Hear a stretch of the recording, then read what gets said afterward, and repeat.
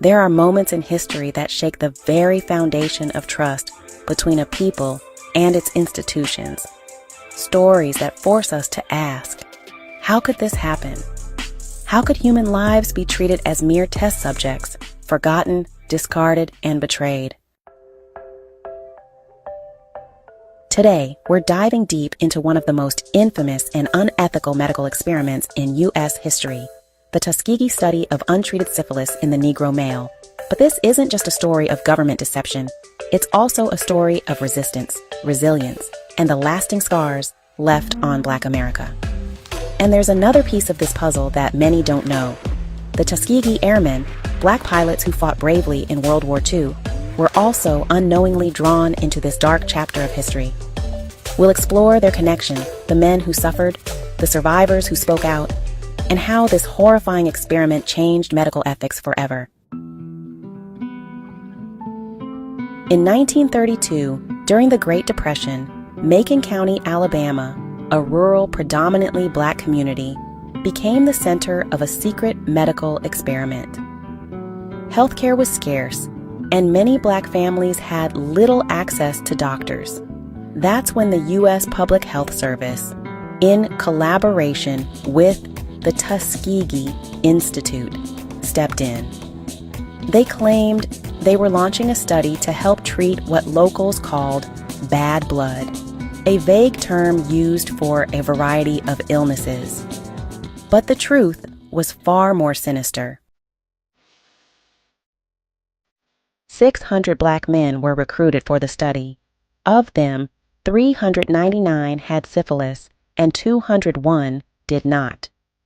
None of them were told they had the disease. None were given treatment. Instead, they were promised free medical exams, hot meals, and even burial insurance. These men, husbands, fathers, and sons, believed they were being cared for. In reality, they were being observed as their health deteriorated. This was not a medical study. It was an experiment in human suffering. Even when penicillin was discovered as a cure for syphilis in 1947, these men were deliberately left untreated. The U.S. government had the means to save their lives, but instead chose to watch the disease run its course. Some of the men sought treatment elsewhere, but when they did, government officials stepped in and warned local doctors not to treat them. They were marked, tagged, and essentially sentenced to death. Their wives became infected. Their children were born with congenital syphilis. Entire families were torn apart, all for the sake of a cruel scientific observation.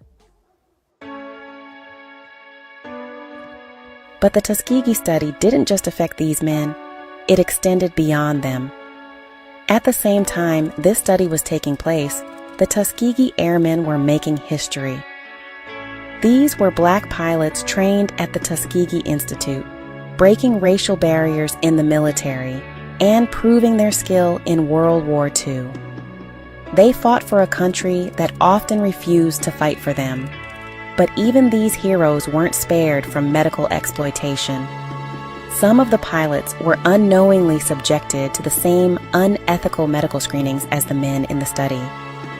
The government wanted to see how syphilis affected even the strongest Black men, using these airmen as another test group without their knowledge or consent. Imagine serving your country, risking your life in battle, only to come home and realize you were being used as a medical experiment. The injustice is staggering.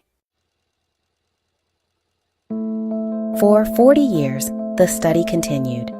For 40 years, the government knowingly let these men suffer.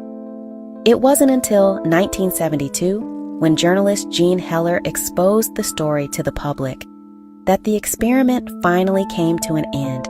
By then, the damage was irreversible. Dozens of men had died from syphilis-related complications. Their families had suffered unimaginable loss. A class action lawsuit followed, and in 1974, the government was forced to settle, awarding $10 million to survivors and their families. But no amount of money could undo what had been done. Some of the men lived long enough to tell their stories. One survivor, Herman Shaw, spoke out in 1997 when President Bill Clinton formally apologized on behalf of the United States government. Shaw was 94 years old when he stood before the nation and said, "We were treated as if we were guinea pigs." His voice shook, but he spoke with dignity. A man who had suffered yet lived to see some measure of justice. The government's apology was long overdue, but for many, it did little to repair the deep wounds left behind. The Tuskegee Study did more than destroy lives. It created a lasting mistrust between the Black community and the medical system. And that mistrust didn't just disappear. Even today, skepticism about medical research, vaccines, and government health programs can be traced back to this betrayal. But the study also forced major changes in medical ethics. In 1979, the Belmont Report was issued, establishing ethical guidelines for research involving human subjects. Institutional review boards, or IRBs, were created to ensure experiments were conducted with proper oversight.